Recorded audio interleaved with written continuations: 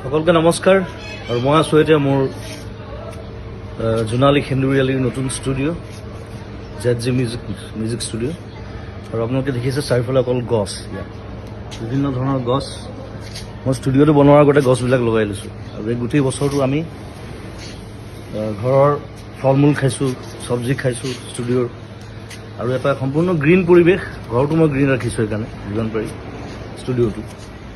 আৰু সম্প্ৰতি এটা হুলস্থুল এটা চলি আছে গছ কটাক লৈ। বিভিন্ন জেগাত দেখিছোঁ ডাঙৰ ডাঙৰ গছ কাটি দিবলগীয়া হৈছে, ৰাস্তা বনিছে, তাত কিবা বেলেগ বস্তু বনিছে। গতিকে আৰু চৰকাৰে কৈছে যে আমি গছ কাটিছোঁ যদিও আমি বিভিন্ন ঠাইত গছ ৰুইছোঁ তাক বেলেঞ্চ কৰিবৰ কাৰণে।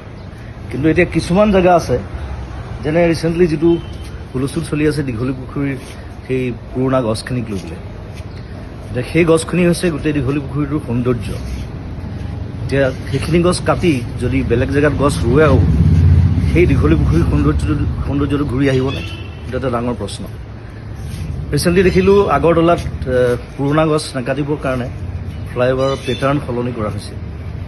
গতিকে সেইটো বস্তু আমাৰ ইয়াতো সম্ভৱ মই ভাবোঁ। গতিকে মই চৰকাৰক আবেদন জনাইছোঁ যে যদি কিবা অপশ্যন আছে তেওঁলোকে সেই অপশ্যন গ্ৰহণ কৰক, যাতে সেই গছকেইজোপা দীঘলী পুখুৰী আমি বচাব পাৰোঁ। সেইটো মোৰ ফালৰ পৰা অনুৰোধ, সমগ্ৰ অসমবাসীৰ ফালৰ পৰা অনুৰোধ। আৰু ধন্যবাদ জনাইছোঁ সকলোকে। আৰু এই যিটো আমাৰ বিপ্লৱ চলিছে গছ সংৰক্ষণ, গছ বচোৱাৰ, তাত সকলোৱে সহযোগ কৰক। ধন্যবাদ, থেংক ইউ, বাই বাই।